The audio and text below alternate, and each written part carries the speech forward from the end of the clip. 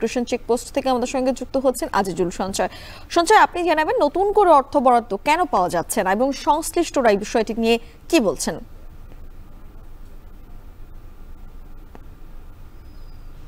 Ma'am, ২০১৬ সালে এই আখাউড়া আন্তর্জাতিক ইমিগ্রেশন চেকপোস্টে একটি নতুন আধুনিক ইমিগ্রেশন ভবন নির্মাণ কাজ শুরু হয়েছিল। তবে আসলে বেশ কয়েক দফায় আসলে বিএসএফ এর বাধায় কিন্তু এই প্রকল্পের কাজটি থমকে গিয়েছিল। অর্থাৎ আ দীর্ঘমেয়াদী কিন্তু কাজটি কিন্তু বন্ধ ছিল। তবে গত কয়েক মাস আগে কিন্তু আবার নতুন করে কাজটি শুরু হয়েছিল। তবে এখন যে সমস্যাটি যেটি হচ্ছে যে অর্থাৎ গত ৫ আগস্টের পর অর্থাৎ ছাত্র জনতার যে গণ-অভ্যুত্থান, সেই গণ-অভ্যুত্থানের পর থেকে কিন্তু আসলে এই প্রকল্পের কাজটি বন্ধ রয়েছে। মূলত এই প্রকল্পের যে ঠিকাদারি যে প্রতিষ্ঠান আছে, মেসার্স বিজনেস সিন্ডিকেট, এই প্রতিষ্ঠানের কর্মকর্তাদের সঙ্গে আমরা কথা বলেছিলাম। তারা যেটি বলছেন যে আসলে তারা এমনিতেই কিন্তু এই প্রকল্পের কাজটি করতে গিয়ে তাদের আসলে বেশ লোকসান পোহাতে হচ্ছে। বিশেষ করে যেহেতু ২০১৪ সালে কিন্তু এই কাজের কিন্তু দরপত্র আহ্বান করা হয়েছিল এবং সেটি শেষ করতে গিয়ে আসলে ২০১৬ সাল নাগাদ এই কাজটি শুরু হয়েছে। অর্থাৎ এই যে একটি দীর্ঘ সময় কিন্তু প্রায় ৮ বছর পেরিয়ে গেছে। অর্থাৎ এই সময় কিন্তু যে নির্মাণ সামগ্রীর যে বিষয়, সেটি প্রত্যেকটি নির্মাণ সামগ্রীর কিন্তু দাম বেড়ে গিয়েছে।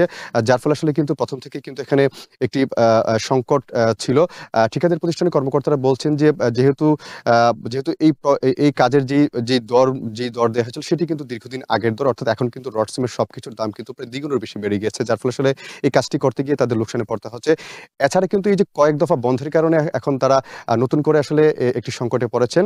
তবে এখন তিনি যেটি বলছেন যে আসলে এখানকার যে কর্মকর্তারা যেটি বলছেন, তারা আসলে এই প্রকল্পের কাজটি শেষ করার জন্য কিন্তু আসলে তারা অর্থ বরাদ্দ চেয়েছিল। অর্থাৎ পুলিশ হেডকোয়ার্টারে কিন্তু তারা আসলে অর্থ বরাদ্দের জন্য একটি দরখাস্ত দিয়েছিল। সেই দরখাস্তটি কিন্তু এই যে ছাত্র জনতার গণ-অভ্যুত্থানের আগ থেকেই কিন্তু একটি মূলত আসলে এটি নিয়ে কিন্তু একটি পর্যালোচনা হচ্ছিল। অর্থাৎ যে ঠিকাদারি প্রতিষ্ঠানের যে দাবি, আসলে এই যে দরমূল্যটি আসলে পুনর্মূল্যায়ন করে সেই কার্যক্রমটি কিন্তু চলছিল। তবে এখন যে সংকটটি হচ্ছে, অর্থাৎ এই যে ছাত্র জনতার গণ-অভ্যুত্থানের পর থেকে আসলে এখন কিন্তু এই প্রকল্পের জন্য অর্থ বরাদ্দ কিন্তু বন্ধ হয়ে গিয়েছে।